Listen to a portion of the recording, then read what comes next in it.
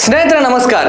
ಸನ್ಮಾನ್ಯ ಸಿದ್ದರಾಮಯ್ಯನವರು ಕರ್ನಾಟಕದ ಮುಖ್ಯಮಂತ್ರಿ ಸ್ಥಾನಕ್ಕೆ ರಾಜೀನಾಮೆಯನ್ನು ಕೊಟ್ಟಿದ್ದಾರೆ. ಈ ರಾಜೀನಾಮೆಯ ಜೊತೆಗೆ ಅಸ್ತಿತ್ವದಲ್ಲಿದ್ದಂತಹ ಈ ಹಿಂದಿನ ಸರ್ಕಾರ ಕೂಡ ವಿಸರ್ಜನೆಗೊಂಡಿದೆ. ಈ ವಿಸರ್ಜನೆಯೊಂದಿಗೆ ಸರ್ಕಾರದ ಗ್ಯಾರಂಟಿ ಸ್ಕೀಮ್ಗಳಲ್ಲಿ ಒಂದಾಗಿರುವಂತಹ ಗೃಹಲಕ್ಷ್ಮಿ ಯೋಜನೆಯ 2 ತಿಂಗಳ ಹಣ ಕೂಡ ಬಾಕಿಯಾಗಿ ಉಳಿಯುತ್ತಾ ಅನ್ನೋದು ಜನಸಾಮಾನ್ಯರಲ್ಲಿ ಮೂಡುತ್ತಾ ಇರುವಂತಹ ಪ್ರಶ್ನೆ.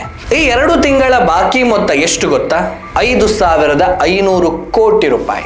ಸ್ನೇಹಿತರೆ, ನಿಮಗೆ ನೆನಪಿರಬಹುದು, ಕಳೆದ ಬೆಳಗಾವಿ ಅಧಿವೇಶನದಲ್ಲಿ ಬಿಜೆಪಿ ಶಾಸಕರಾದ ಮಹೇಶ್ ತೆಂಗಿನಕಾಯಿ ಅವರು 2024-25 ಹಣಕಾಸಿನ ವರ್ಷದ ಫೆಬ್ರವರಿ ಮತ್ತು ಮಾರ್ಚ್ ತಿಂಗಳ ಗೃಹಲಕ್ಷ್ಮಿ ಹಣ ಪಾವತಿ ಆಗಿಲ್ಲ ಅನ್ನುವಂತಹ ವಿಚಾರವನ್ನ ಆಧಾರ ಸಹಿತವಾಗಿ ಬಯಲಿಗೆ ಎಳೆದಿದ್ರು. ಇದಕ್ಕೆ ಆಗಿನ ಮಹಿಳಾ ಮತ್ತು ಮಕ್ಕಳ ಕಲ್ಯಾಣ ಸಚಿವೆ ಲಕ್ಷ್ಮೀ ಹೆಬ್ಬಾಳ್ಕರ್ ಅವರು ಎಲ್ಲಾ ತಿಂಗಳ ಹಣ ಪಾವತಿ ಆಗಿದೆ ಅಂತ ಸದನಕ್ಕೆ ಸುಳ್ಳು ಮಾಹಿತಿಯನ್ನ ನೀಡಿ ಅನಂತರ 2 ತಿಂಗಳ ಹಣ ವರ್ಗಾವಣೆ ಮಾಡಲು ಬಾಕಿ ಇದೆ ಅಂತ ಸದನದಲ್ಲಿ ಒಪ್ಪಿಕೊಂಡು ವಿಷಾದವನ್ನು ವ್ಯಕ್ತಪಡಿಸಿದ್ರು.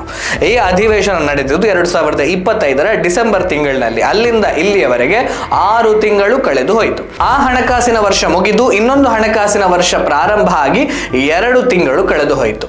ಆಗ ಅಸ್ತಿತ್ವದಲ್ಲಿದ್ದಂತಹ ಸರ್ಕಾರವೂ ಕೂಡ ಈಗ ವಿಸರ್ಜನೆಗೊಂಡಿದೆ.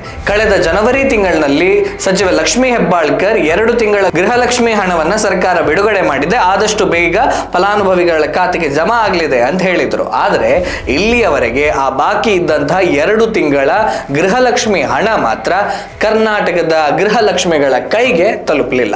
ಹಾಗಾದ್ರೆ ಬಿಡುಗಡೆ ಆಗಿರುವಂತಹ 5,500 ಕೋಟಿ ರೂಪಾಯಿ ಎಲ್ಲಿ ಹೋಯಿತು? ಬಾಕಿ ಇರುವಂತಹ ಮೊತ್ತದ ಫಲಾನುಭವಿಗಳ ಖಾತೆ ಸೇರೋದು ಅನುಮಾನವ? ಸರ್ಕಾರದ ಮುಖ್ಯಮಂತ್ರಿಗಳು ಬಾಕಿ ಇರುವ ಹಣ ಫಲಾನುಭವಿಗಳ ಖಾತೆಗೆ ಸೇರಿಯೇ ಸೇರ್ತದೆ ಅಂತ ಭರವಸೆ ನೀಡುತ್ತಾರೆ. ಆದರೆ ಈ ಹಣ ಇನ್ನು ಕೈ ಸೇರುವುದು ಅನುಮಾನವೇ. ಯಾಕಂದ್ರೆ ಇದು 2024-25 ಹಣಕಾಸಿನ ವರ್ಷಕ್ಕೆ ಸಂಬಂಧಿಸಿದ್ದು.